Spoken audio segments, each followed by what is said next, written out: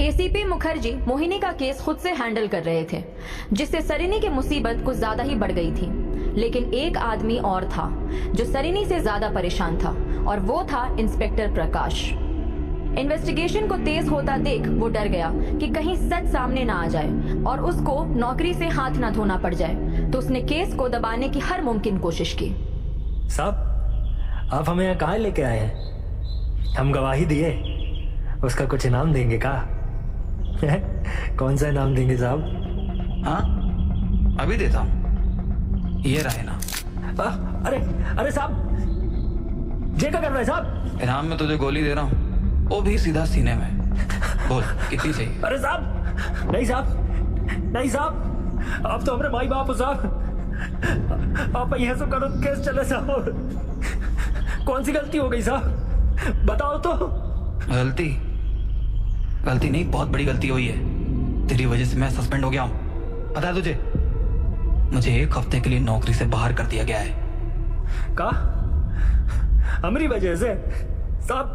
हमारी इतनी कहाँ औकात? हम तो गांव के गरीब आदमी साहब। हल चला बारे, आप कोई गलत फहमी हो गई साहब।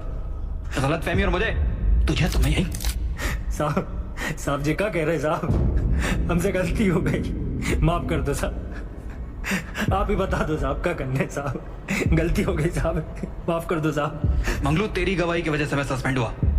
अब उस मोहिनी का केस बड़े साहब देख रहे हैं, वो तुझसे फिर से पूछताछ करेंगे और तूने सच बोला तो मेरी नौकरी तो हमेशा के लिए चली जाएगी। देख मंगलू, मुझे अपनी नौकरी बहुत प्यारी है, मैं उसे किसी भी हाल में खो नहीं सकता, इसलिए तुझे तो मरना ही होगा।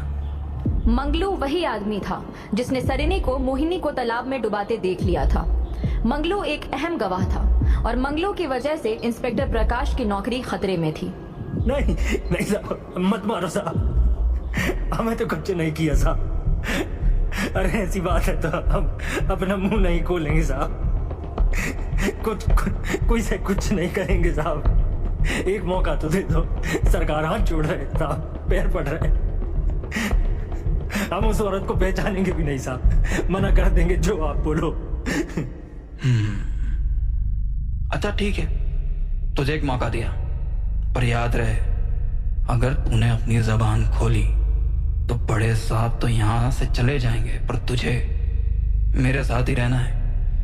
फिर तेरे साथ कुछ भी हो सकता है, समझा? सब समझ गए साहब, सब समझ गए। मंगलू में एसीपी मुखर्जी के सामने कोई भी बयान नहीं दिया। उसने कहा कि अंधेरा ज्यादा होने की वजह से उसने औरत की शक्ल नहीं देखी और सरिनी को पहचानने से इनकार कर दिया। आज पहली बार सरिनी की किस्मत ने उसका साथ दिया था और मोहिनी के केस को आपसी मतभेद की शक्ल देकर बंद कर दिया गया। एसीपी मुखर्जी को बेशक सबूत ना मिला हो, लेकिन उन्होंने केस छोड़ा नहीं। वो पुलिस स्टेशन में बैठकर इसी केस के बारे में सोच रहे थे।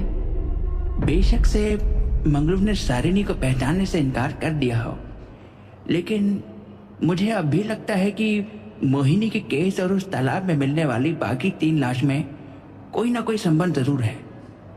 जितनी भी लाशें वहां से मिली हैं सब औरतों की हैं, यहाँ तक कि उनकी कोई पहचान करने वाला भी नहीं था। ऐसा कौन हो सकता है जिसकी पहचान करने वाला भी कोई ना हो? 1 मिनट, ये मोहिनी एक वैश्या थी, इसके आगे पीछे भी कोई नहीं है। कहीं ऐसा तो नहीं वो सारी औरतें भी वैश्या रही हों? हाँ, ये एक संभावना हो सकती है। मुझे इसी की छानबीन करनी चाहिए, बिना कोई समय गंवाए मुझे चलना चाहिए। एसीपी मुखर्जी को एक अच्छा सुराग मिल गया।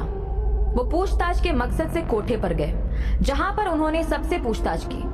वहां उन्हें पता चला कि वहां से भी कुछ औरतें गायब हैं। इससे एसीपी मुखर्जी को यकीन हो गया कि मरने वाली बाकी लड़कियां यहीं इसी कोठे की थीं। थोड़ा और पूछने से पता चला कि जितनी भी औरतें कोठे से गायब थीं, सब सरिनी को जानती थीं, क्योंकि सरिनी भी पहले उसी कोठे पर रहती थी। लेकिन कोई भी ये नहीं बता पाया कि आखिरी बार उन्होंने उन औरतों को सरिनी के साथ देखा था या नहीं। अभी के लिए इतनी जानकारी काफी थी। उन्होंने एक सिरों को आपस में जोड़ना शुरू किया और इस नतीजे पर पहुंचे कि हो ना हो, सरिनी इन सब मामले में मुख्य किरदार है। पर सबूत ना मिलने की वजह से वो जांच को आगे नहीं बढ़ा पा रहे थे। तभी उन्हें एक और हत्या के बारे में पता चला, जिसकी छानबीन करते हुए वो लाल बाबू तक पहुंचे, जो सरिनी का पति था। सरिनी के पति होने की बात सुनते ही एसीपी मुखर्जी समझ गया कि दाल में कुछ तो काला है। अरे अरे कहाँ घुसे चले जा रहे हो? सुनो, तुम यहाँ बीच में खुदाई चालू करो। ये सब क्या है? देखो, पुलिस को अपना काम करने दो। हम यहाँ जौहरी के बारे में छानबीन करने आए हैं। अरे माई बाप, मैं तो पहले ही बता चुका हूँ कि वो जौहरी यहाँ कभी आए नहीं। आप भी बेकार में परेशान हो रहे हो। क्या ये खुदाई करवा रहे हैं? बंद करवाइए ना इसे। नहीं, खुदाई चालू रखो। अरे बंद करवा दीजिए ना साहब। तुम बहुत घबराए हुए लग रहे हो। जब तुमने कुछ किया ही नहीं है तो घबराना किस बात का? और तुम लोग जल्दी खोदना शुरू करो। अरे ये कैसी अजीब सी बदबू है। हटो, मुझे देखने दो। मेरा शक बिल्कुल ठीक निकला। यहाँ तो लाश है। लाल बाबू, तुम्हें खून के इल्जाम में गिरफ्तार किया जाता है। वहीं रुक जाओ।